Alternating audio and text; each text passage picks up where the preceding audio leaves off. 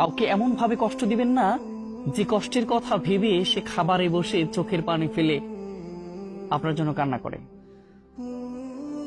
এটা কিন্তু আল্লাহর কাছে কবুল হয়ে যাবে।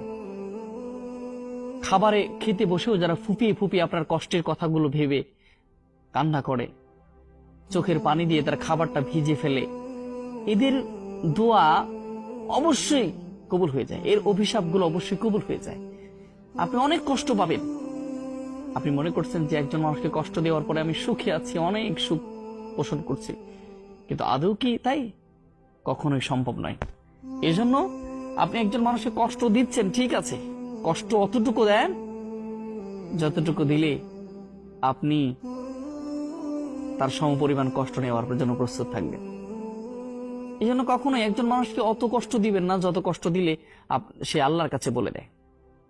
আর আল্লাহর কাছে বলে দিলেই কিন্তু একজন অভিশপ্ত ব্যক্তির, একজন কষ্ট পাওয়া ব্যক্তির, একজন ঠকে যাওয়া ব্যক্তির প্রত্যেকটা শ্বাসগুলো আল্লাহর কাছে চলে যায় এবং আল্লাহ বুঝতে চায়, বুঝতে পারে।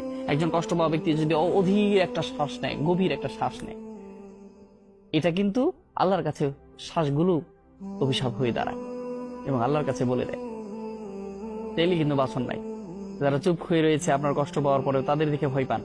যারা কষ্ট দেওয়ার পরেও, কষ্টের মধ্যে নিমজ্জিত হওয়ার পরেও আপনার চুপ হয়ে আছে, কোনো কথা বলতে, কাউকে এমন ভাবে কষ্ট দিবেন না যে কষ্টের কথা ভেবে সে খাবারে বসে চোখের পানি ফেলে আপনার জন্য কান্না করে।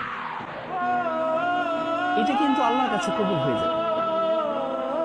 খাবারে খেতে বসেও যারা ফুপিয়ে ফুপিয়ে আপনার কষ্টের কথাগুলো ভেবে কান্না করে, চোখের পানি দিয়ে তার খাবারটা ভিজে ফেলে, এদের দোয়া অবশ্যই কবুল হয়ে যায়, এর অভিশাপগুলো অবশ্যই কবুল হয়ে যায়। আপনি অনেক কষ্ট পাবেন। আপনি মনে করছেন যে একজন মানুষকে কষ্ট দেওয়ার পরে আমি সুখে আছি, অনেক সুখ পোষণ করছি, কিন্তু আদৌ কি তাই? কখনোই সম্ভব নয়।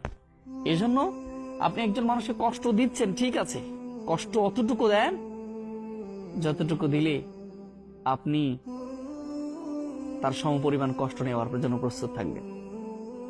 এই জন্য কখনোই একজন মানুষকে অত কষ্ট দিবেন না যত কষ্ট দিলে সে আল্লাহর কাছে বলে দেয়।